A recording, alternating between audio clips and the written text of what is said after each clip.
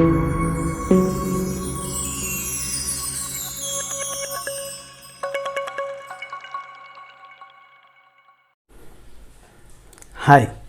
నా పేరు చైతన్య. ఈరోజు మనం డిస్కస్ చేయబోయే టాపిక్ అండి భారత ప్రభుత్వ చట్టం 1919.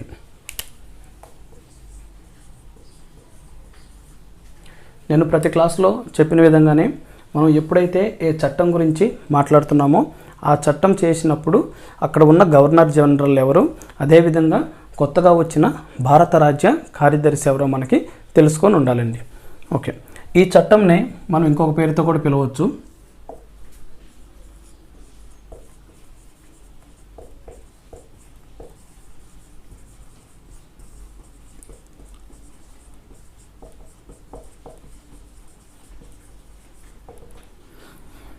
ఈ చట్టాన్ని మనం మాంటేంగు చేమ్స్ఫర్డ్ సంస్కరణలు అని కూడా మనం అనొచ్చండి. ఓకే, అసలు ఏంటి ఈ మాంటేంగ్ ఏంటి, చేమ్స్ఫర్డ్ సంస్కరణలు అంటే ఇక్కడ చూడండి అండి, ఈ మాంటేంగ్ అనే వ్యక్తి ఎవరైతే ఉన్నారో ఇతను భారత రాజ్య కార్యదర్శి.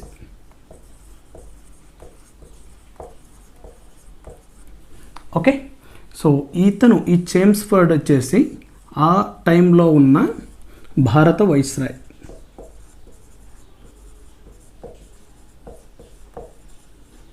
Okay, clear. సో వీళ్ళిద్దరి పేరును కలిపి వాళ్ళు పెట్టిన ఆ సంస్కరణలనే మాంటేంగు చేమ్స్ఫర్డ్ సంస్కరణలు అంటారండి. ఓకే, అసలు ముందుగా ఈ చట్టం యొక్క ప్రాముఖ్యత ఏంటి, ఈ చట్టం భారతీయులకు ఏ విధంగా ఉపయోగపడుతుంది అనే దాని గురించి చూసుకుంటే, భారతదేశంలో ఎవరైతే ఈ ప్రజలు ఉన్నారో వీళ్ళ యొక్క అభివృద్ధి కొరకు వీళ్ళు ఏ విధంగా జీవించాలనుకుంటున్నారో వాటి కొరకు వీళ్ళకి ఏ విధమైన చట్టాలు చేయాలనే దానికోసం స్పెషల్గా వీళ్ళు భారత ప్రభుత్వ చట్టం 1919ని చట్టం అనే దాన్ని తీసుకువచ్చారండి.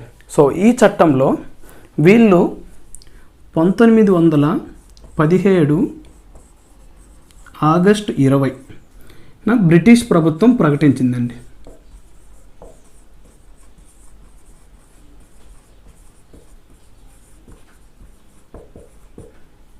ఓకే, భారతదేశంలో ప్రజలకి వాళ్ళ యొక్క అనుగుణంగా చట్టాలు ఎలా చేయాలి అనే దానికోసం బ్రిటిష్ ప్రభుత్వం 1917 ఆగస్టు 20న ప్రకటించిందండి. ఈ డేట్నే మనం ఎగ్జామ్లో చాలా ఇంపార్టెంట్ అండి, దీన్నే ఆగస్టు ప్రకటన అని కూడా అంటాం.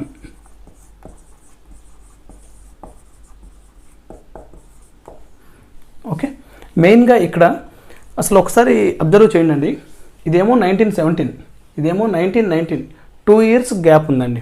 సో అసలు దీని యొక్క బ్యాక్గ్రౌండ్, అసలు ఎందుకు ఈ చట్టం చేయవలసి వచ్చింది, ఇంత గ్యాప్ ఎందుకు వచ్చిందో ముందు మనం తెలుసుకోవాలండి. సో మెయిన్గా ఈ 1917 చట్టం రావడానికి కారణం ఏంటంటే, ఒక్కసారి మనం కానీ హిస్టరీని చూసుకుంటే 1914 నుంచి 1918లో మొదటి ప్రపంచ యుద్ధం జరుగుతుందండి.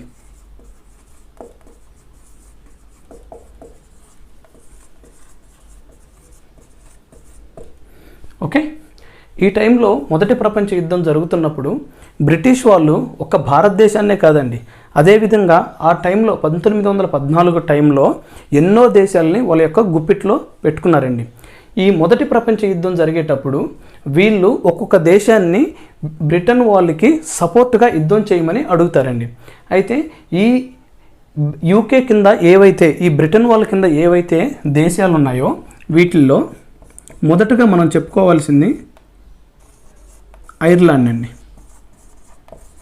ఇది చాలా ఇంపార్టెంట్ అండి, మన మోడర్న్ హిస్టరీలో కానీ ఇక్కడ కానీ ఈ ఐర్లాండ్ అనే దేశంకి మన యొక్క ఈ యొక్క చట్టాలు రావడానికి కారణం ఏందనేది తెలుస్తుందండి. ఈ ఐర్లాండ్ దేశం వాళ్ళు ఏం చేశారంటే అక్కడ ఒక హోమ్ రూల్ అనే ఉద్యమాన్ని వాళ్ళు స్టార్ట్ చేశారండి. మొట్టమొదటిగా మనం తెలుసుకోవాల్సింది అసలు హోమ్ రూల్ ఉద్యమం అంటే ఏంటో మనం తెలుసుకోవాలండి. ఓకే,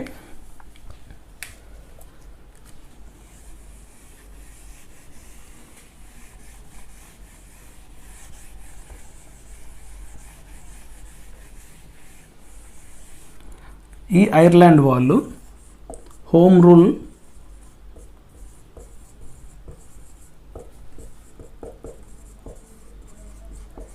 హోమ్ రూల్ ఉద్యమాన్ని స్టార్ట్ చేశారండి. వీళ్ళ యొక్క ఒప్పందం ఏంటంటే ఎవరైతే వీళ్ళ మీద పరిపాలన సాగిస్తున్నారో ఆ యూకే వాళ్ళండి. ఓకే, యూకే అంటేనే లండన్. ఓకే, సో వీళ్ళ మీద అధికారం చెలాయిస్తున్నప్పుడు ఈ మొదటి ప్రపంచ యుద్ధం వచ్చినప్పుడు ఈ ఐర్లాండ్ వాళ్ళు యూకే వాళ్ళకి మేము మీతో యుద్ధానికి సపోర్ట్ చేయము, మేము సపోర్ట్ చేయమని చెప్పేసి ఈ ఐర్లాండ్ వాళ్ళు బ్రిటన్ వాళ్ళకి సపోర్ట్ చేయరండి. అప్పుడు బ్రిటన్ ప్రభుత్వం ఏం చెప్తుందంటే మీరేమైతే కోరుకుంటున్నారో అవి మేము చేస్తాం, కానీ మీరు చేయవలసింది మొదటగా ఈ మొదటి ప్రపంచ యుద్ధంలో మాకు సపోర్ట్గా ఎవరైతే యూకే వాళ్ళు ఉన్నారో వాళ్ళకి సపోర్ట్గా ఐర్లాండ్ని సహాయం చేయమని చెప్తారండి. ఓకే, ఇది వీళ్ళ యొక్క మధ్య ఉన్న ఒప్పందం అండి. మెయిన్గా ఇప్పుడు హోమ్ రూల్ ఉద్యమం అంటే ఏంటంటేనండి, ఇప్పుడు ఇది ఐర్లాండ్ దేశం ఉంది, వీళ్ళని పరిపాలిస్తుంది యూకే వాళ్ళు. సో ఈ హోమ్ రూల్ మీనింగ్ ఏంటంటే ఈ ఐర్లాండ్ దేశం ఏదైతే ఉందో ఆ దేశంలో పరిపాలన మొత్తం ఐర్లాండ్ వాళ్ళు చూసుకుంటారండి. ఏదైతే సపోజ్ ఇప్పుడు మనకు అర్థమయ్యే భాషలో కార్యనిర్వహణ అంటే ఇప్పుడు మన భాషలో ఇప్పుడు ప్రస్తుతం ఏంటంటే పిఎం ఆఫీస్ అనుకోండి అండి, ప్రధానమంత్రి ఉండేది, ఎగ్జిక్యూటివ్ కౌన్సిల్. ఓకే, సో ఈ ఐర్లాండ్ వాళ్ళు పరిపాలన మాత్రం ఐర్లాండ్ వాళ్ళు చేసుకుంటారు, బట్ కాకపోతే సార్వభౌమాధికారం మాత్రం యూకే వాళ్ళకే ఉంటుందండి. సార్వభౌమాధికారం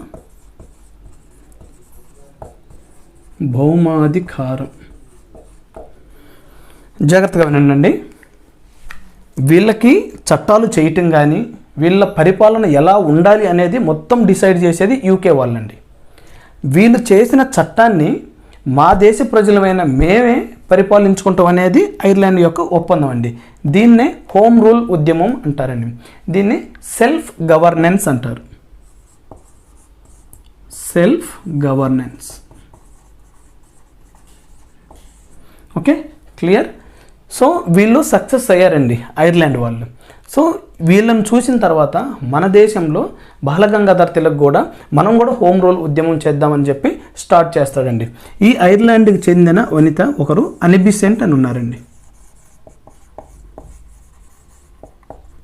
ఓకే, ఈమె మోడర్న్ హిస్టరీలో చాలా ఇంపార్టెంట్ అండి. ఈమె మదనపల్లిలో కాలేజీలు కూడా కట్టించింది, అదేవిధంగా ఇంకా చాలా సంస్కరణలు చేసిందండి. దివ్యజ్ఞాన సమాజం,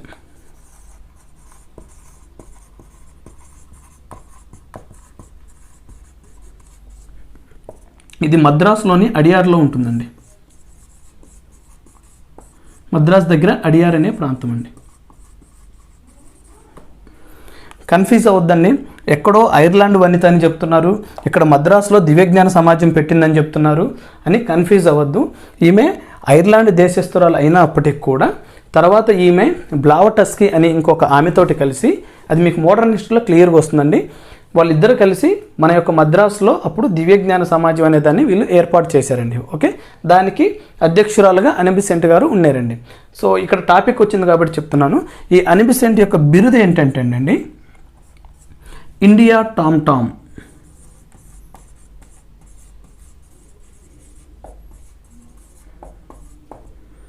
చాలా ఇంపార్టెంట్ అండి, గుర్తుంచుకోండి. అనీ బెసెంట్ దివ్యజ్ఞాన సమాజాన్ని మన భారతదేశంలో ఉన్నప్పుడు అధ్యక్షురాలుగా ఉంది, అది కూడా మద్రాస్ అడియార్ ప్రాంతం. ఓకే, సో వీళ్ళు సక్సెస్ అయిన తర్వాత ఐర్లాండ్ వాళ్ళు దీనిని చూసిన మన దేశంలో ఉన్న బాలగంగాధర్ తిలక్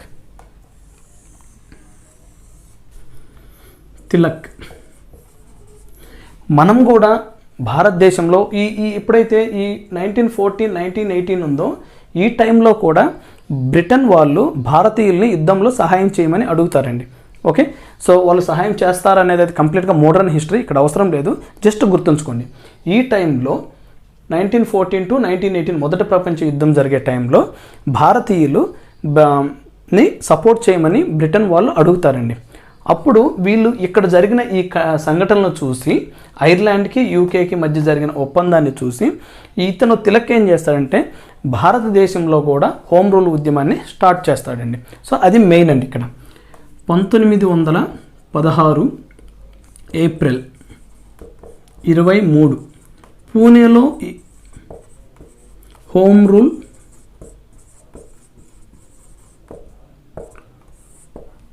రూల్ని ప్రారంభిస్తాడండి. సో చాలా ఇంపార్టెంట్. 1916 ఏప్రిల్ 23న పూణేలో హోమ్ రూల్ ఉద్యమాన్ని స్టార్ట్ చేస్తాడండి. సో అదేవిధంగా ఇప్పుడు మనం ఎక్కడైతే ఇక్కడ ఐర్లాండ్ వనిత అని చెప్పుకున్నామో అనిబిసెంట్ గారు కూడా భారతదేశంలో హోమ్ రూల్ లీగ్ని స్థాపిస్తారండి. సో ఈ తిలక్ అనే ఆయన కంప్లీట్గా ఉత్తర భారతదేశం మొత్తం ఇతను ఉంటాడండి. ఓకే, సో దక్షిణ భారతదేశంలో ఏదైతే దక్షిణ భారతదేశం ఉందో ఇక్కడ 1916 సెప్టెంబర్ 15 అనిబిసెంట్ హోమ్ రూల్ లీగ్ని స్థాపించిందండి. Home rule league. ఓకే, అది కూడా మద్రాసులోని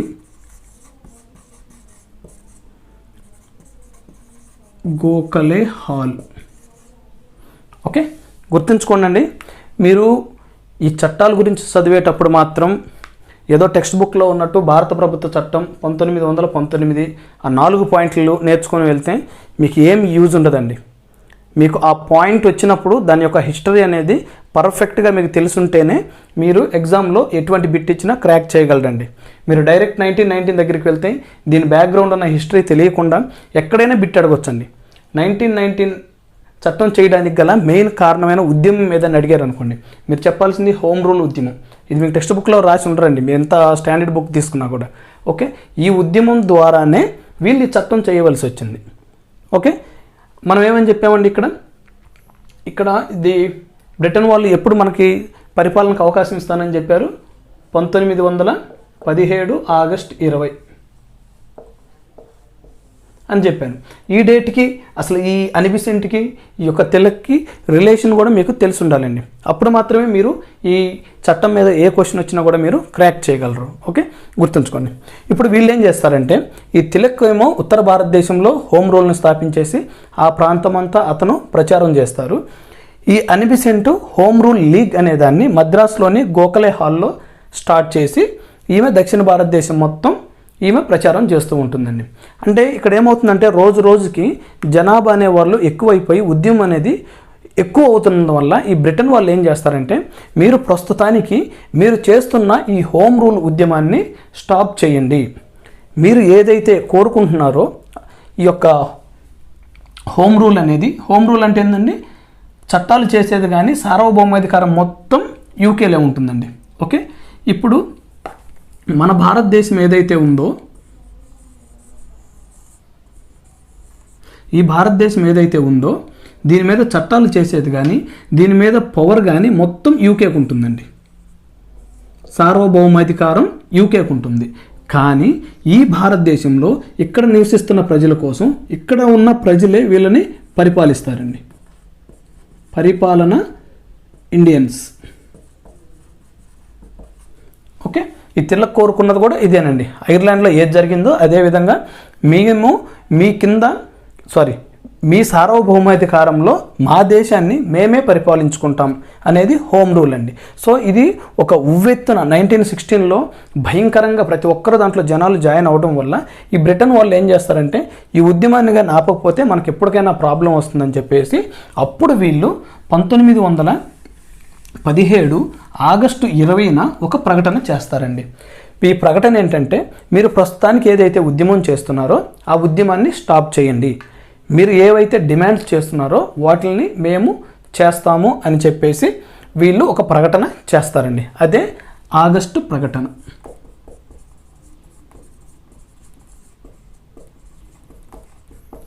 ఓకే, ఇంత హిస్టరీ ఉంటుందండి ఈ చట్టం చేయడానికి కారణం.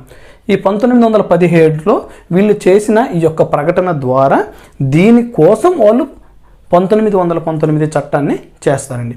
అయితే ఈ యొక్క ఉద్యమం ఏదైతే ఉందో ఈ అనిబిసెంట్ని అరెస్ట్ చేస్తారండి. అనిబిసెంట్ని వారి యొక్క అనుచరుల్ని, జార్జి అండేల్ అని ఒక ఫేమస్ వ్యక్తి ఉంటాడండి, వాళ్ళందరినీ అరెస్ట్ చేస్తారు. ఈమె అనుచరుడు అతను. అదేవిధంగా తిలక్ని దేశ బహిష్కరణ చేస్తారండి.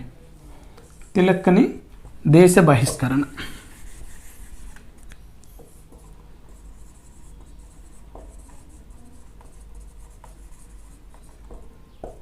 ఓకే, ఇది దాని యొక్క బ్యాక్గ్రౌండ్ అండి. ఇప్పుడు మెయిన్ కాన్సెప్ట్లోకి వెళ్దాం. హోమ్ రూల్ ఉద్యమాన్ని ప్రతి ఒక్కరూ దాని యొక్క సారాంశం ఏందో తెలుసుకొని ఉండాలండి. చాలా బిట్స్ వస్తాయండి. మిమ్మల్ని బాలగంగాధర తిలక్కి లోకమాన్య బిరుదు కూడా ఇక్కడ ఈ ఉద్యమం చేయడం ద్వారానే ఇతన్ని లోకమాన్య బాలగంగాధర తిలక్ అంటారండి. ఓకే,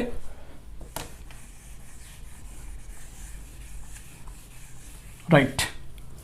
ఇప్పుడు ఈ ఉద్యమం ఆపేసిన తర్వాత 1917 ఆగస్టు 20న బ్రిటిష్ ప్రభుత్వం భారతీయుల కోసం మీరు ఏ విధంగా పరిపాలన కావాలనుకుంటున్నారో ఆ విధంగా మేము చేస్తాము అని చెప్పేసి 1917 ఆగస్టు 20న ప్రకటిస్తారండి. ఓకే, దీని ద్వారా 1919 చట్టం అనేది చేయబడింది. అయితే ఇక్కడ ఈ 1919 అనే చట్టం ఎప్పుడు అమలు చేయబడింది? ఈ చట్టం 1921లో చేయబడింది.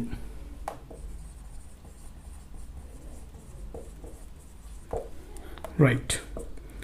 దీంట్లో ఉన్న ఒక్కొక్క అంశాలు ఏంటి? వీళ్ళు ఈ చట్టంలో పార్లమెంటరీ విధానాన్ని ప్రవేశపెట్టారండి.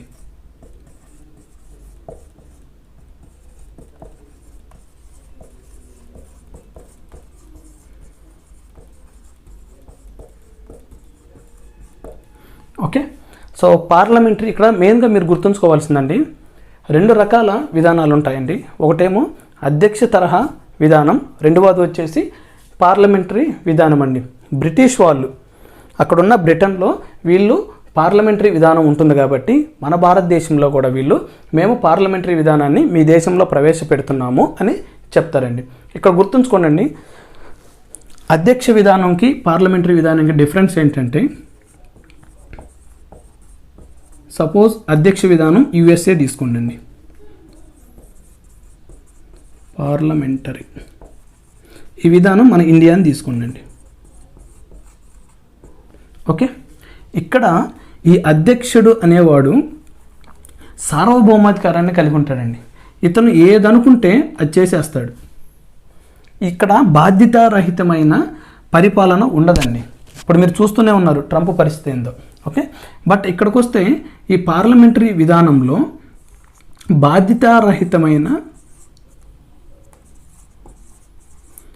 బాధ్యతతో కూడిన పరిపాలన ఉంటుందండి. అది కూడా ఎలాగుంటుంది? వీళ్ళు మనకి రాజ్యాంగం ద్వారా కల్పించబడిన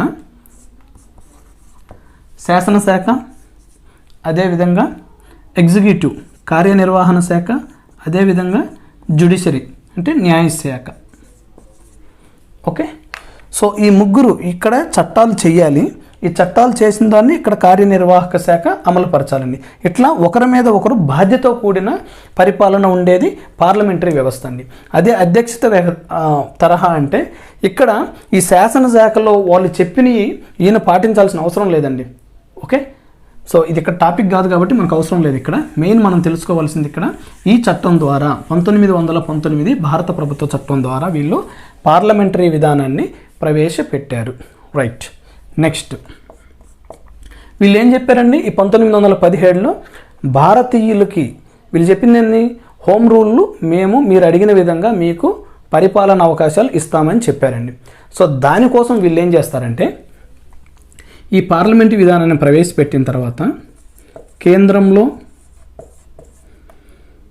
పరిపాలన విధానం,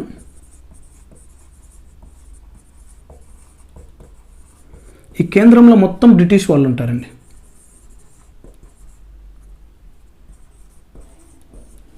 అదేవిధంగా ప్రావిన్స్లో పరిపాలన, ఇది భారతీయులకు కల్పించారండి. ఓకే, గుర్తుంచుకోండి. నేను ఇక్కడ రాసిన ప్రావిన్స్ అనే వర్డ్ అనేది రాష్ట్రం అండి, కన్ఫ్యూజ్ అవ్వద్దు. ప్రావిన్స్ అంటే రాష్ట్రం. ఇప్పటికి కూడా మన గెజిట్ కానీ వాటిల్లో ప్రావిన్స్ అని యూజ్ చేస్తారండి. ఓకే, సో కన్ఫ్యూజ్ అవ్వద్దు. వీళ్ళు ఏం చేశారంటే ఈ పార్లమెంటరీ విధానాన్ని ప్రవేశపెట్టిన తర్వాత కేంద్రంలో ఎవరైతే ఇంపార్టెంట్ ఉంటారో వాళ్ళందరూ ఏమో బ్రిటిష్ వాళ్ళు తీసుకున్నారండి. అలాగే రాష్ట్రాలకు వచ్చేసరికి మాత్రం పరిపాలన భారతీయులకి అవకాశం కల్పించారండి. ఓకే, సో ఇది మెయిన్ ఇంపార్టెంట్. దీంట్లో కూడా ఎలా చేశారంటే, ఇంతకు ముందున్న కండిషన్లో ఇది సపోజ్ ఒకవేళ ఏపీ అనుకోండి, ఈ రాష్ట్రం మీద కంప్లీట్గా అధికారం ఇంతకుముందు కేంద్రానికి ఉండేదండి. ఇప్పుడు ఈ చట్టం ద్వారా ఈ రాష్ట్రం మీద, ఈ రాష్ట్రంలోని ప్రజల కోసం ఏదైనా చట్టాలు చేసుకోవాల్సి వస్తే అది ఆ రాష్ట్రానికి సంబంధించిన అసెంబ్లీ చేసుకోవచ్చండి. అసెంబ్లీ చట్టాలు చేసుకోవచ్చండి. ఈ యొక్క అవకాశాన్ని కూడా వీళ్ళు కల్పించారు. అది కూడా ఎట్లాగంటే, కేంద్రానికి కొంత జాబితా వీళ్ళు తీసుకున్నారు, రాష్ట్రాలకి కొన్ని జాబితాలు వీళ్ళు తీసుకున్నారండి. అదేదో ఎక్స్ప్లెయిన్ చేస్తాం ఇప్పుడు. క్లియర్? కన్ఫ్యూజ్ అవ్వకండి. ఇక్కడ మాత్రము కేంద్రంలో పరిపాలన విధానం బ్రిటిష్ వాళ్ళు తీసుకున్నారు, రాష్ట్రాల్లో పరిపాలన విధానం భారతీయులు తీసుకున్నారు. బట్ కాకపోతే భారతీయులకి ఇచ్చినా కూడా అన్ని అధికారాలు భారతీయులకి లేదండి. సుపరిపాలన అన్నారు కాబట్టి, మేము మీకు కొన్ని అవకాశాలు ఇస్తాము అన్నారు కాబట్టి జస్ట్ ఏదో నామకే వస్తే అట్లా తీసుకున్నారండి. నెక్స్ట్, ఈ యొక్క కేంద్ర పరిపాలన విధానం అన్నాం కదండి, వీళ్ళకి ఒక జాబితాలో కేంద్రం వీళ్ళు మొత్తము 47 అంశాలు తీసుకున్నారండి. ఈ కేంద్రంలో ఉండే మొత్తం ఎవరుంటారండి? బ్రిటిష్ వాళ్ళు ఉంటారు. నెక్స్ట్, రాష్ట్రంలో ఉన్న అక్కడున్న శాసనసభ వాళ్ళు చేయొచ్చు అని చెప్పారు కదండి. వీళ్ళు ఆడిన గేమ్ ఏంటంటే, ఇక్కడ ఈ రాష్ట్రంలో 2 విధానాలు ప్రవేశపెట్టారండి. ఒకటేమో రిజర్వ్డ్, రెండోది వచ్చేసి ట్రాన్స్ఫర్డ్.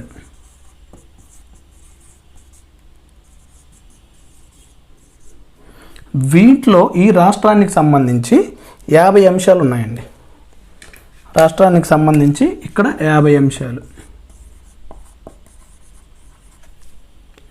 చూద్దాం. ఈ రిజర్వ్డ్లో, ఈ 50 అంశాలలో ఈ రిజర్వ్డ్లో 28 అంశాలు వీళ్ళకి కేటాయించారండి. అదేవిధంగా ట్రాన్స్ఫర్డ్లో రిమైనింగ్ 22 అంశాలు భారతీయులు కేటాయించారండి. ఈ ట్రాన్స్ఫర్లో భారతీయులు. ఓకే, ఇది మెయిన్ అండి. అసలు ఈ రిజర్వ్డ్ ఏంటి, ట్రాన్స్ఫర్డ్ ఏంటో ఇప్పుడు చూద్దామండి.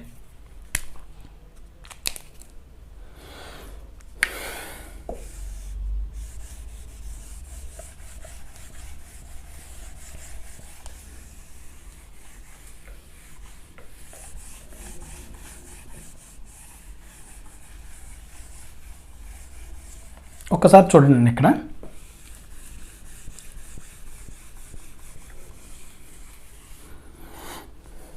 ఈ రాష్ట్రానికి సంబంధించి ఏదైనా ఒక చట్టం చేశారనుకోండి, దీంట్లో కంప్లీట్గా ఏవైతే రెవెన్యూకి సంబంధించిన అంశాలు ఉంటాయో, అంటే ఏదైనా ఒక ప్రాజెక్ట్ కట్టడం కానీ, లేదా ఏదైనా ఒక దగ్గర డబ్బులు కలెక్ట్ చేయటం కానీ, ఇటువంటి అన్ని పవరు ఈ రిజర్వ్డ్ దాంట్లో పెట్టుకునేవాళ్ళండి. ఈ రిజర్వ్డ్ మొత్తం దీంట్లో కూడా బ్రిటన్కి సంబంధించిన వాళ్ళు ఉండేవాళ్ళండి.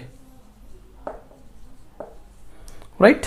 ఈ ట్రాన్స్ఫర్లో మాత్రమే భారతీయులకు అవకాశం కల్పించారు. అంటే వీళ్ళు పేరుకి ఒక ఎమ్మెల్యేలాగా ఉంటున్నారు, కానీ వీళ్ళకి చెక్ పవర్ అనేది ఏం లేదండి. ఒకవేళ వీళ్ళు ఏదన్నా ఒకటి చెయ్యాలి అనుకున్నారు అనుకోండి, దానికి మనీ కావాలంటే వీళ్ళ పర్మిషన్ ఉండాలండి. రాష్ట్ర శాసనసభలో బిల్లు పెట్టాలి. సో ఖచ్చితంగా వీళ్ళు బ్రిటిష్ వాళ్ళకి ఏదైతే అడ్డం అనిపిస్తుందో దాన్ని ఇక్కడున్న ఈ ప్రజలు అడ్డుకునేవాళ్ళండి. ఇక్కడ నెంబర్ చూస్తేనే మీకు అర్థమవుతుందండి. 28, 22. ఈ 22లో భారతీయులు ఉండేవాళ్ళు, 28లో బ్రిటిష్ వాళ్ళు ఉండేవాళ్ళు.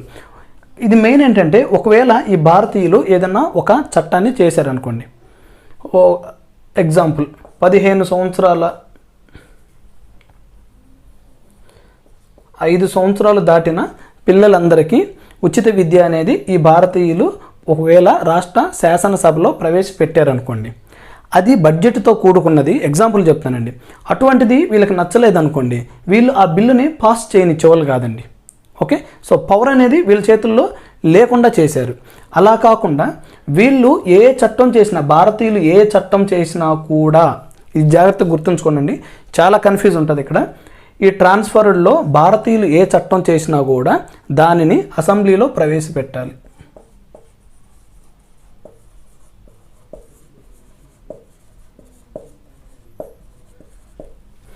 ఓకే, కానీ వీళ్ళు ఎప్పుడైతే అసెంబ్లీలో ప్రవేశపెడతారో అది కానీ బ్రిటిష్ వాళ్ళకి ఇబ్బందిగా కానీ ఉంటే, వాళ్ళ పవర్ ఎక్కువ ఉంది కాబట్టి 28 మంది దాన్ని బిల్ పాస్ అవ్వకుండా చేసేవాళ్ళండి.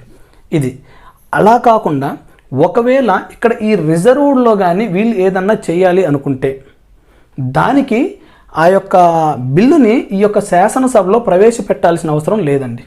వీళ్ళు చేసే చట్టాలు అసెంబ్లీలో, అసెంబ్లీ అంటే లెజిస్లేటివ్ అసెంబ్లీ అండి, ప్రవేశపెట్టవలసిన అవసరం లేదు.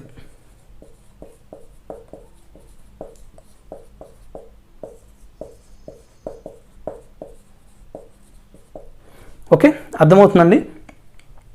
వీళ్ళు ఏదన్నా చేయాలనుకుంటే ఆటోమేటిక్గా గవర్నర్ జనరల్ ఓకే చేసుకొని ఆ బిల్లును పాస్ చేసేవాళ్ళండి. ఇండియన్స్ కాడకు వచ్చేసరికి మాత్రం ఆ బిల్లు పాస్ అవ్వకుండా చేసేవాళ్ళండి. ఇలాగా ఒక జాబితా ఉంటుందండి. అలాగే 50 అంశాలేమో రాష్ట్రానికి ఇచ్చారు, 47 అంశాలు వీళ్ళు తీసుకున్నారండి. మీకు అర్థమయ్యేటట్టు ఒక ఎగ్జాంపుల్ చూడాలనుకుంటే ఇక్కడ ఏముండేవంటే అండి, మన రాష్ట్ర జాబితాకు వచ్చేసరికి ప్రజా ఆరోగ్యం,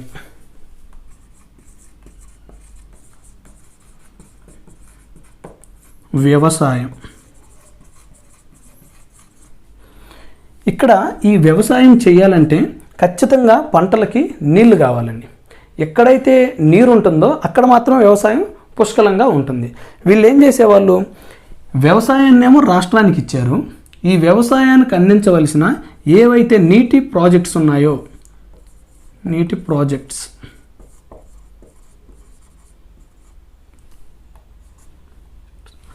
ఇవి మొత్తం కేంద్రం చేతిలో ఉండేదండి. ఈ కేంద్రంలో ఎవరు ఉండేవాళ్ళు, బ్రిటిష్ వాళ్ళు ఉండేవాళ్ళు.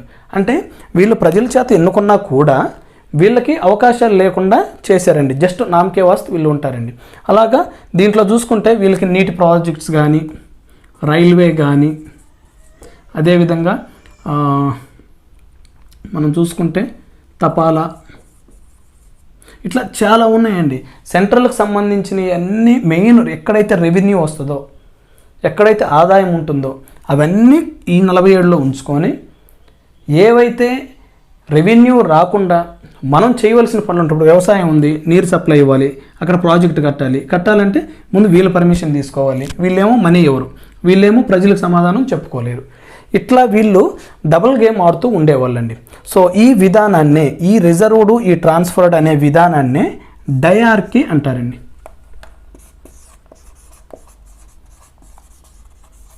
చాలా ఇంపార్టెంట్ అండి. DYRARCHY, డైరార్కీ విధానం అంటే ద్వంద్వ పాలన.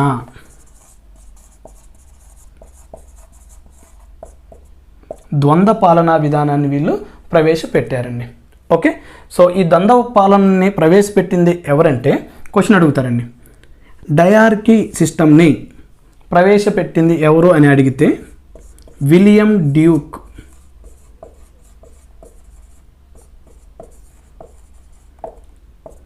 ఓకే, ఇంపార్టెంట్ అండి. మెయిన్గా ఈ చట్టంలో కొంచెం కన్ఫ్యూజన్గా ఉండేది ఈ టాపిక్కేనండి, గుర్తుంచుకొని మళ్ళీ ఒకసారి చెప్తున్నాను. రిజర్వ్డ్కి సంబంధించిన అంశాల్లో వాళ్ళు ఏదైనా బిల్లు పెట్టాలనుకుంటే అసెంబ్లీతో సంబంధం లేకుండా, అసెంబ్లీ అంటే రాష్ట్ర శాసనసభతో సంబంధం లేకుండా గవర్నర్ ఏదైతే అనుకుంటాడో ఆ అమౌంట్ బిల్ పాస్ అయిపోతుంది. భారతీయులకు వచ్చేసరికి ఎక్కడైతే ట్రాన్స్ఫర్డ్ ఉందో వీళ్ళు ఏ బిల్లు పెట్టాలన్నా సరే అది బ్రిటిష్ వారికి వ్యతిరేకంగా ఉంటే దానిని బిల్ పాస్ అవ్వకుండా, ఇక్కడ 28 మంది వీళ్ళు ఉన్నారు కాబట్టి ఓటింగ్ పెడితే వీళ్ళకి సపోర్ట్ చెయ్యరు కాబట్టి కంప్లీట్గా పేరుకు మాత్రం అధికారం ఇచ్చినట్టే ఇచ్చేసి మొత్తం వీళ్ళే తీసేసుకున్నారండి. ఓకే, ఈ విధానాన్ని డైరార్కీ అంటారు, ద్వంద్వ పాలన. దీన్ని ప్రవేశపెట్టింది ఎవరంటే విలియం డ్యూక్. ఓకే, నెక్స్ట్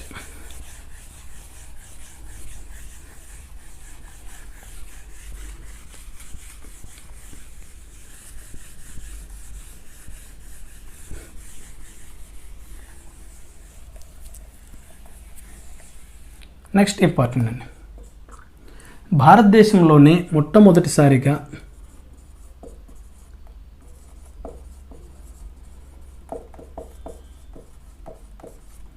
ద్విసభా విధానాన్ని ప్రవేశపెట్టారండి.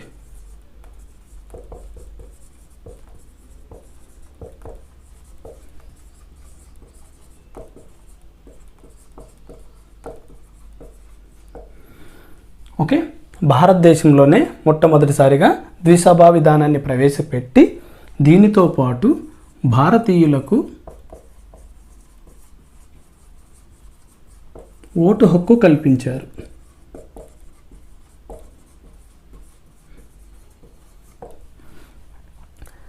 ఒక్కసారి ఆలోచించండి, నిన్న చెప్పిన ఏదైతే చట్టం ఉందో 1909 అక్కడ కూడా ఓటు హక్కు అని వస్తుందండి.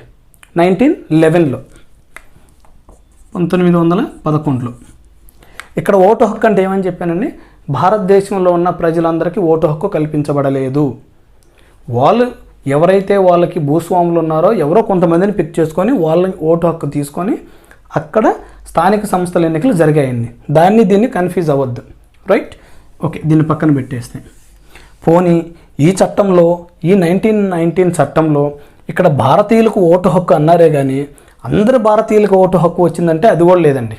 ఓకే, సో గుర్తుంచుకోండి, ఇది చాలా ఇంపార్టెంట్. ఒక్కొక్క పాయింట్ ఇక్కడ కూడా కొందరికి మాత్రమే, అది చెప్తానండి. ఓకే, సో మొట్టమొదటిసారిగా ద్విసభా విధానం అంటే ఇప్పుడు మనం పార్లమెంట్లో ఎట్లా ఉన్నాయండి, లోక్సభ ఉంది, అదేవిధంగా రాజ్యసభ కూడా ఉంది. సో దానినే ఆ టైంలో వీళ్ళు ద్విసభా విధానాన్ని council of states అనేవాళ్ళండి.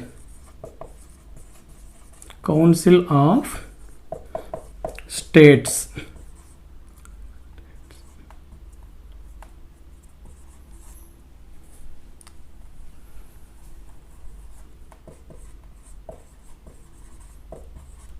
Okay, so ప్రస్తుతమే మనం దీన్ని ఏమని పిలుస్తున్నాము, దీన్ని ఎగువ సభ అంటారు, మనం రాజ్యసభ అంటున్నామండి ప్రస్తుతం. అప్పట్లో వీళ్ళు ఏమనేవాళ్ళు, దీన్ని ఎగువ సభ, రైట్? ద్వి అంటే రెండు, రెండు సభలు, కౌన్సిల్ ఆఫ్ స్టేట్స్. ఒక స్టేట్కి సంబంధించిన వాళ్ళందరూ కలిసి ఇక్కడ ఉంటారండి. మనం ఇప్పుడు రాజ్యసభ ఏ విధంగా అంటున్నామో అదే కౌన్సిల్ ఆఫ్ స్టేట్స్. నెక్స్ట్ ఇక్కడ వచ్చేసి రెండోదండి లెజిస్లేటివ్ అసెంబ్లీ.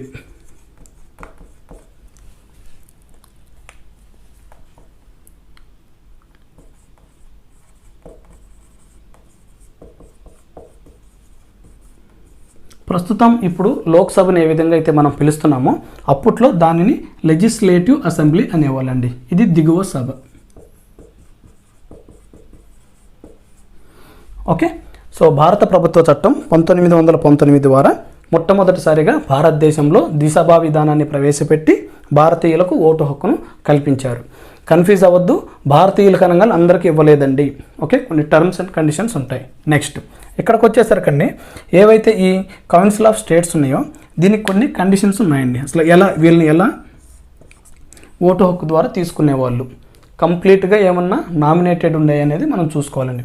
మొత్తం ఈ కౌన్సిల్ ఆఫ్ స్టేట్స్లో సభ్యులు వచ్చేసి 60 మంది అండి.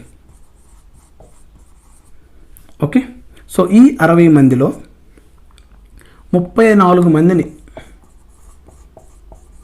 ఎన్నిక ద్వారా ఎన్నుకుంటారండి. రిమైనింగ్ ఎంత ఉన్నారండి, 26 మంది. ఎవరైతే ఆ టైంలో గవర్నర్ జనరల్ ఉన్నారో ఇతను నామినేట్ చేసేవాడండి. గవర్నర్ జనరల్ ద్వారా అతను నామినేట్ చేసుకునేవాళ్ళు. నెక్స్ట్ పదవి కాలం 5 సంవత్సరాలండి. ఓకే, సో ఇది మెయిన్ అండి కౌన్సిల్ ఆఫ్ స్టేట్స్లో ఆ ఎగువ సభలో ఉన్న టర్మ్స్ అండ్ కండిషన్స్. అదేవిధంగా ఇంకెక్కడికి వద్దామండి, legislative council.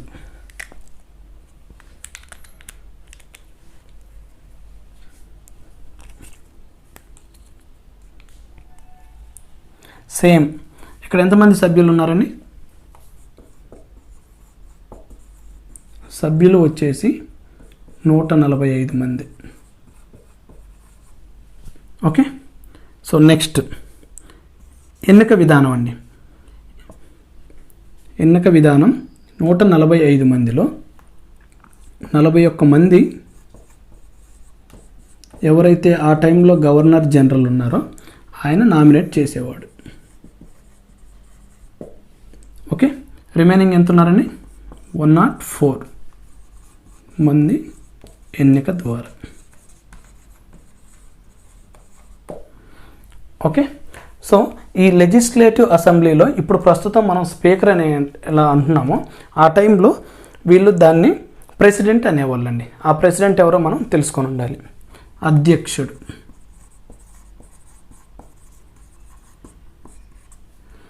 William Frederick.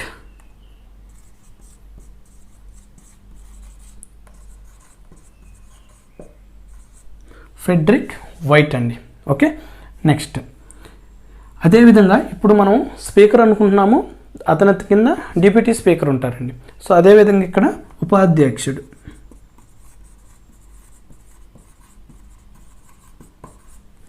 Doctor Sachchidananda Sinha.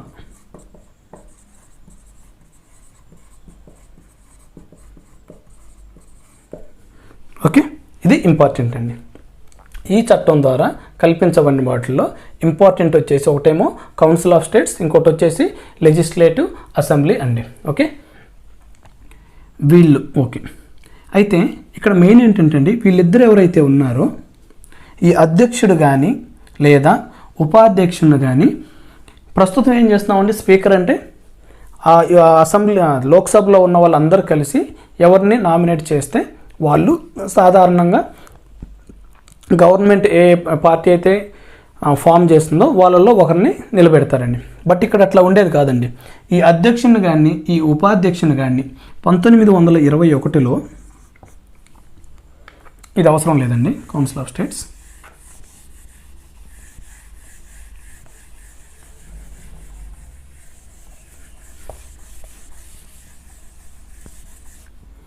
ఈ 1921 వరకు గవర్నర్ జనరల్ నామినేట్ చేసేవాడండి. ఓకే, గుర్తుంచుకోండి, ఇక్కడ బిట్ అడిగే అవకాశం ఉంటుంది.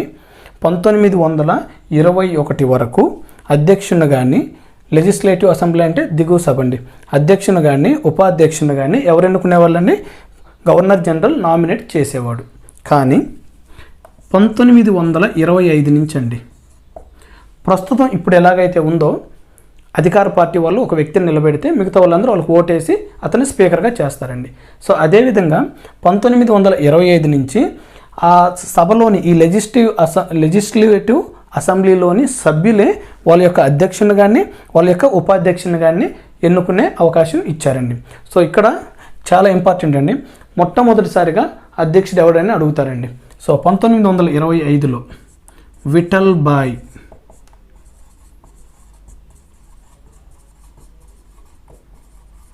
ఇతను స్వరాజ్ పార్టీకి సంబంధించిన వాడండి.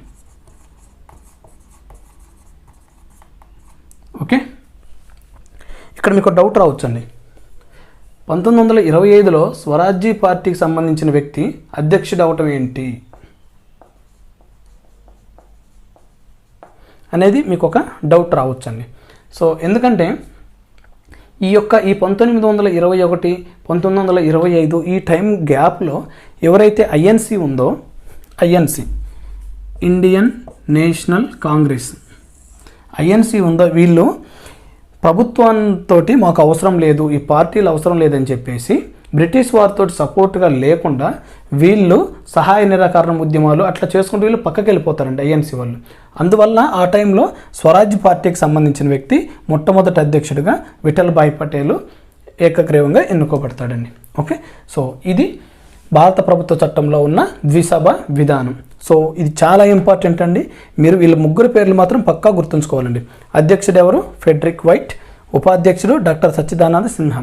మీరు ఇక్కడ కూడా అర్థం చేసుకోండి, ఇతనేమో ఉపాధ్యక్షుడికి ఎవరిని ఉంచారు, అదేవిధంగా అధ్యక్షుడిగా ఎవరిని పెట్టారు. ఎక్కడున్నా కూడా వీళ్ళు ఈ టైంలో భారతీయులకు అవకాశం ఇచ్చినట్టే ఇచ్చేవాళ్ళు, కానీ పవర్ వాళ్ళ చేతిలో లేకుండా చేశారండి. ఓకే, సో ఇది మెయిన్ అండి.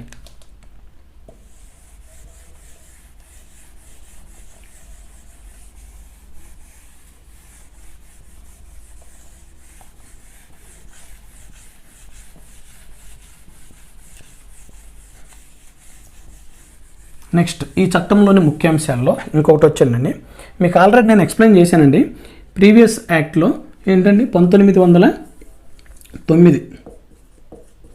1909లో వీళ్ళు ఏం చేశారండి, ఎవరైతే గవర్నర్ జనరల్ కార్యనిర్వాహకం ఉందో దానిలో 5 సభ్యుల నుంచి ఒక సభ్యుడిని ఎక్స్ట్రాగా తీసుకొని టోటల్ ఎంతమందిని చేశారండి, 6 మెంబర్స్ ఉన్నారండి.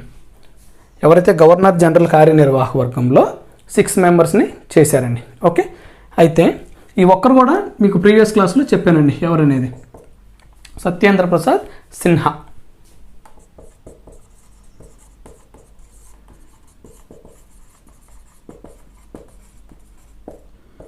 మర్చిపోవద్దండి, మీరు ఏ యాక్ట్ చదువుతున్నా కూడా ప్రీవియస్ యాక్ట్లో మీకు పర్ఫెక్ట్గా ఉంటేనే మీకు ఇవన్నీ కన్ఫ్యూజ్ లేకుండా వస్తాయండి. సో ప్రీవియస్ యాక్ట్ 1909లో 5 ఉన్న కార్యనిర్వాహక వర్గాన్ని ఒకరిని యాడ్ చేసి 6 మెంబర్స్ చేసి ఆ యాడ్ చేసిన వ్యక్తి సత్యేంద్ర ప్రసాద్ సిన్హా.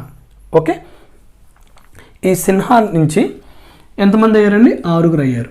అయితే ఈ చట్టంలో ఏం చేశారంటే, ఎవరైతే ఈ గవర్నర్ జనరల్ కార్యనిర్వాహక మండలిలో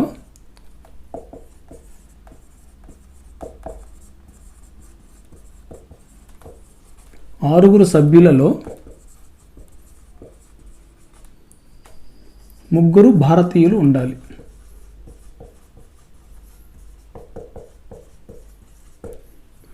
ఓకే, అర్థమైందండి. ఇప్పుడు ఎందుకు చెప్పాను ఇది, ఇక్కడ 6 సభ్యులు ఉంటే ఖచ్చితంగా ఈ చట్టం ద్వారా ఈ 6లో 3 సభ్యులు భారతదేశానికి సంబంధించిన వాళ్ళై ఉండాలి. Okay, clear. నెక్స్ట్, ఈ చట్టం ద్వారా భారత హై కమిషనర్ అనే ఒక పదవిని వీళ్ళు ఏర్పాటు చేశారండి. భారత హై కమిషనర్.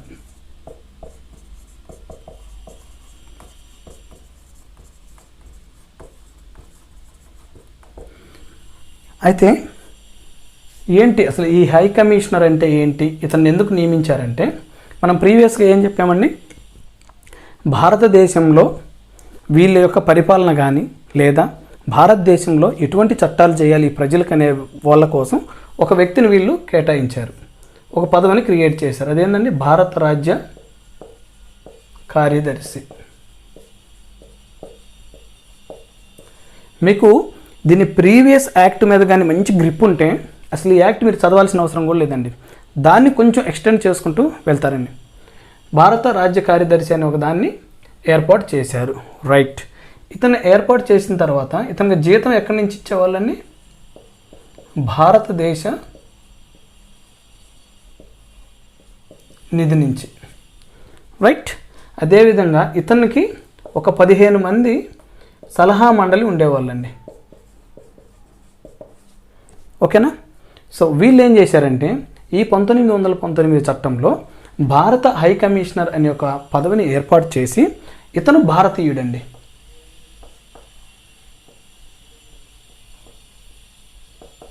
ఓకే, ఇతను భారతీయుడు. ఈ భారత రాజ్య కార్యదర్శి ఎక్కడ ఉంటారండి, బ్రిటన్లో ఉంటాడు. సో ఇతనికి సంబంధించిన లేదా ఇతనికి చేసే పనుల్లో కొన్ని అనేవి ఇతనికి ట్రాన్స్ఫర్ చేశారండి. ఓకే, అది. నెక్స్ట్, ఇక్కడ బాగా అబ్జర్వ్ చేయండి, ఈ కార్యదర్శికి కానీ అదేవిధంగా సలహా మండలికి జీతం ఎక్కడి నుంచి వచ్చేదండి, భారతదేశం నుంచి ఇచ్చేవాళ్ళండి. ఈ చట్టంలో ఏం చేశారంటే, ఎవరైతే భారత రాజ్య కార్యదర్శి ఉన్నారో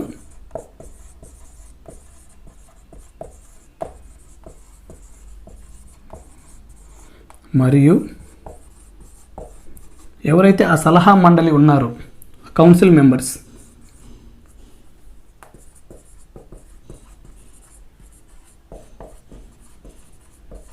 జీతభత్యాలు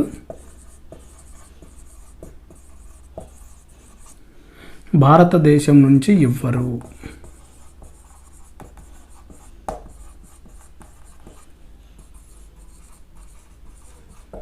క్లియర్. సో ఈ యాక్ట్లో ఒక ఇంపార్టెంట్ ఏంటంటే, ఇంతకుముందు వీళ్ళకి సంబంధించిన వీళ్ళు బ్రిటన్లో పనిచేస్తూ భారతదేశంలో డబ్బులు తీసుకునేవాళ్ళు, అంటే జీతం.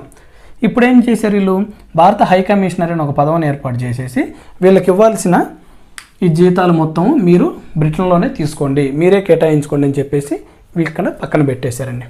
ఓకే, ఇది ఒక ఇంపార్టెంట్ పాయింట్. నెక్స్ట్ మీకు నేను అదే చెప్తున్నానండి, మీకు టైం అనేది ఎక్కువ తీసుకుంటుంది క్లాస్ అనుకోకండి. మీకు కంపేర్ చేస్తూ చెప్తే అసలు ఈ యాక్ట్ అనేది మీరు చదవాల్సిన అవసరం కూడా లేదండి. 1909 యాక్ట్ కానీ మీకు బ్రెయిన్లో ఉంటే. నేనేం చెప్పానండి ఇక్కడ మీకు 1909లో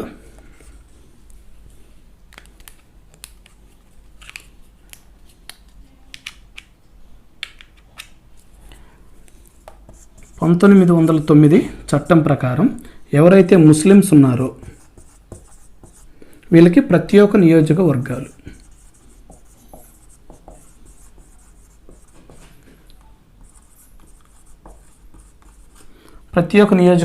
ఏర్పాటు చేశారు కదండి. సో అదేవిధంగా ఈ చట్టం ద్వారా ఆల్రెడీ ముస్లిమ్స్కి ప్రత్యేక నియోజకవర్గాలు ఇచ్చారు. సో అందువల్ల ఇక మిగిలిన వాళ్ళు ఎవరండి? క్రిస్టియన్స్ ఉన్నారు, ఆంగ్లో ఇండియన్స్ ఉన్నారు, అదేవిధంగా సిక్కులు ఉన్నారండి. సో ఇక్కడ ఆల్రెడీ ముస్లిమ్స్ అనే టాపిక్ కంప్లీట్ అయింది కాబట్టి వీళ్ళు ఇక్కడ ఈ 1911 చట్టంలో వీళ్ళు ఈ చట్టం ద్వారా ఎవరైతే సిక్కులు ఉన్నారో, సిక్కులు, క్రిస్టియన్స్, ఆంగ్లో ఇండియన్స్,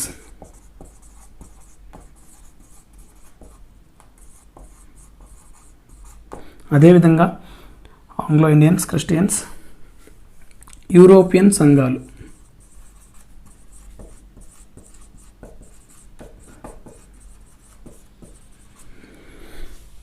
మత ప్రాతిపాదికపై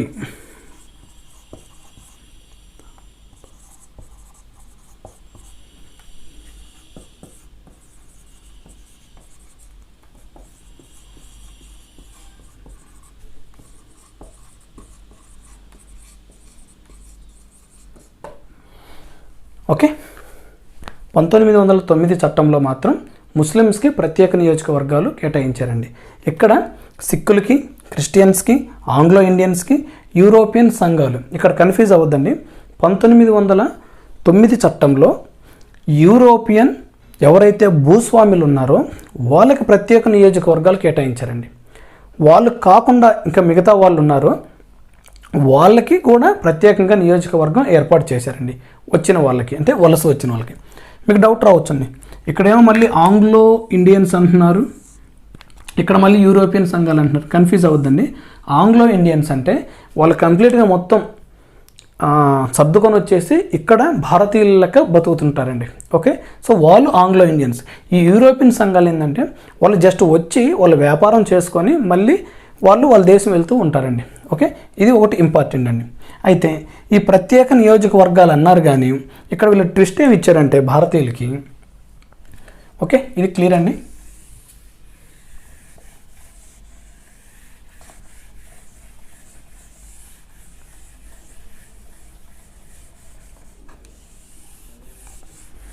రైట్, ఇక్కడ మత ప్రాతిపాదికపై అన్నారు కానీ ఈ ఓటు హక్కు అనేది ఎలా ఇవ్వాలనేది వీళ్ళు ఎలా డిసైడ్ చేశారంటే ఎవరైతే ఆస్తి పన్ను చెల్లిస్తారో,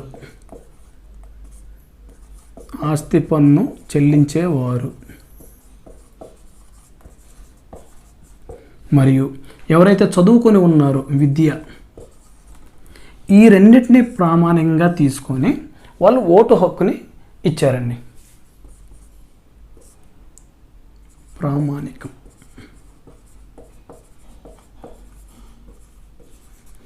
ఓటు హక్కు.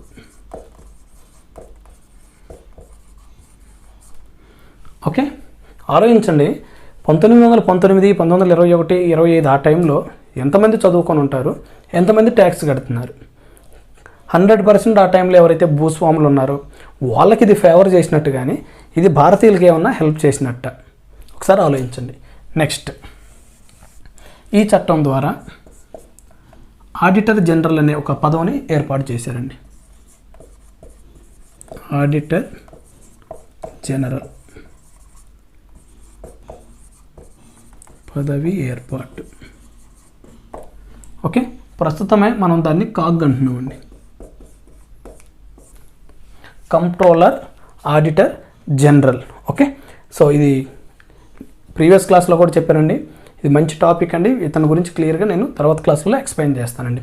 ఓకే, ఇది ఒకటి ఏర్పాటు చేశారు. నెక్స్ట్,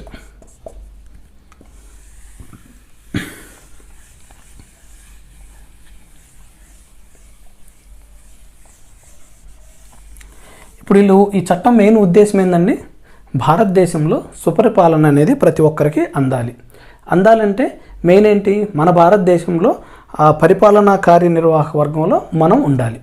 అందువల్ల వీళ్ళు ఏం చేశారంటే ఒక పబ్లిక్ సెక్టార్ యూనిట్ ఏర్పాటు చేశారు.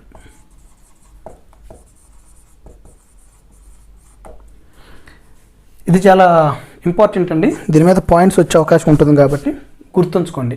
పబ్లిక్ సెక్టార్ కదండి, పబ్లిక్ సర్వీస్. ఓకే, పిఎస్యు ఏర్పాటు చేశారు. అయితే దీని మీద ఒక కమిషన్ వేశారండి, లీ కమిషన్. ఇది కూడా ఎప్పుడు 1900 ఏర్పాటు అంటే ఒక్క నిమిషం అండి, 1923లో ఒక పిఎస్యు ఉండాలి అని ఈ చట్టం చెప్పిందండి. పిఎస్యు అంటే ఇప్పుడు సివిల్ సర్వీసెస్ ఇట్లా ఉన్నాయో, ఓకే, అవి ఏర్పాటు చేయాలండి.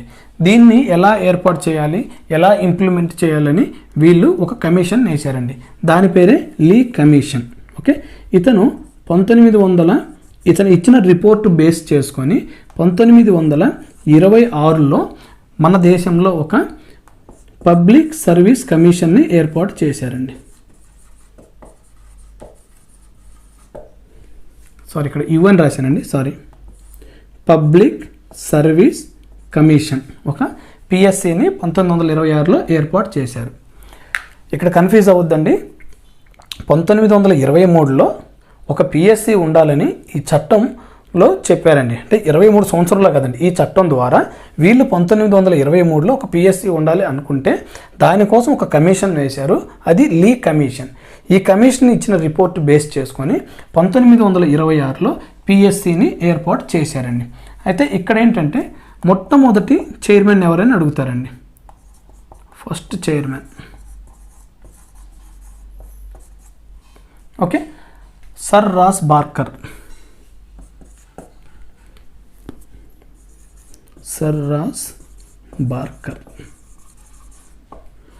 ఓకే, ఈ చట్టంలో ఉన్న ఒక ఇంపార్టెంట్ పబ్లిక్ సెక్టర్ కమిషన్ అండి. ఓకే, సో నెక్స్ట్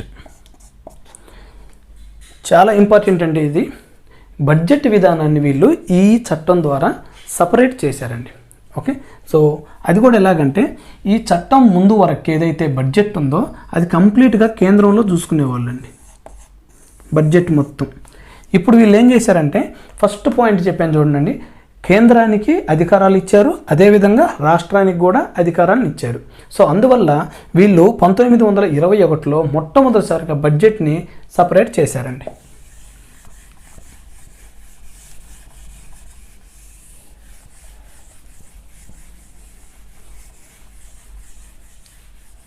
బడ్జెట్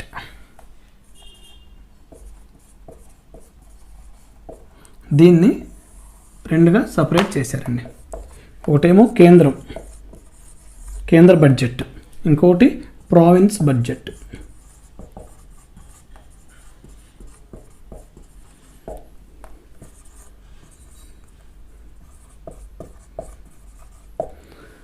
మళ్ళీ చెప్తున్నాను, ప్రావిన్స్ అంటే రాష్ట్ర బడ్జెట్ అండి.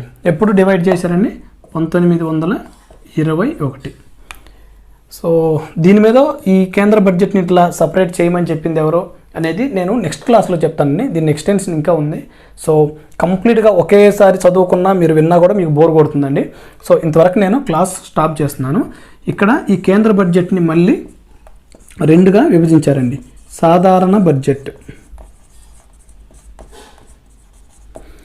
Railway budget. ఇక్కడ నేను ఎందుకు స్టాప్ చేస్తున్నానంటేనండి, దీని మీద చాలా అప్డేట్స్ తెలుసుకోవాలండి మీరు. ఏ సంవత్సరంలో కేంద్ర బడ్జెట్ డివైడ్ చేయబడింది, సాధారణ బడ్జెట్, రైల్వే బడ్జెట్ డివైడ్ చేయబడింది. ఓకే, 1924. ఏ సంవత్సరంలో సాధారణ బడ్జెట్, రైల్వే బడ్జెట్ మళ్ళీ కంబైన్ చేయబడింది. ఆ కంబైన్ చేసినప్పుడు ఈ కేంద్ర బడ్జెట్కి నియమించిన కమిటీ ఎవరు, ఇట్లా కొంచెం కాన్సెప్ట్ ఉందండి. దీని గురించి మీరు అప్డేట్ తెలుసుకుంటే మంచిది కాబట్టి నేను దీన్ని నెక్స్ట్ క్లాస్లో చేస్తానండి. ఇక చివరిగా చెప్పుకుంటే ఈ 1919 యాక్ట్లో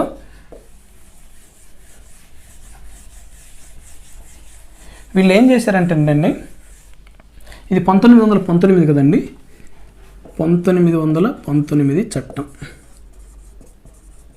ఎగ్జాక్ట్లీగా ఒక 10 సంవత్సరాల తర్వాత 1929లో ఈ చట్టం ఏర్పాటైన ఒక 10 సంవత్సరాల తర్వాత అసలు ఈ చట్టం ద్వారా మనం చెప్పిన ఈ విషయాలన్నీ భారతదేశంలో ఎలా అమలు జరుగుతున్నాయి, వీళ్ళ పరిపాలన ఎలా చేసుకుంటున్నారు అనే దాని మీద ఒక కమిటీని వీళ్ళు నియమించారండి.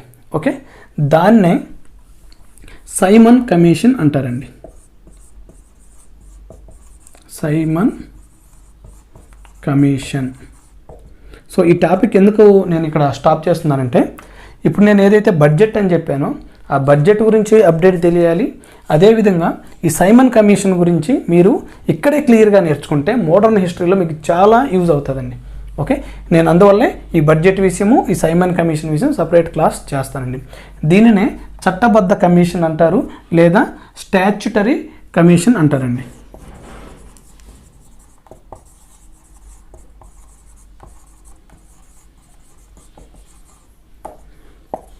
Simon commission or statutory commission అంటారండి. స్టాట్యుటరీ అంటే అర్థం ఏంటండి? చట్టబద్ధత.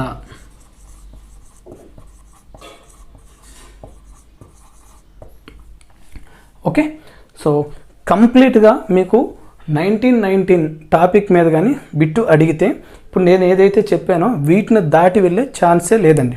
ఓకే, వస్తే స్టాట్యుటరీ కమిషన్ మీద అన్నా పడాలి, లేదా ఆ బడ్జెట్ అండ్ రిమైనింగ్ నేను ఏవైతే చెప్పానో అవి అన్నీ మీరు ఫాలో అవ్వాలండి. Okay, so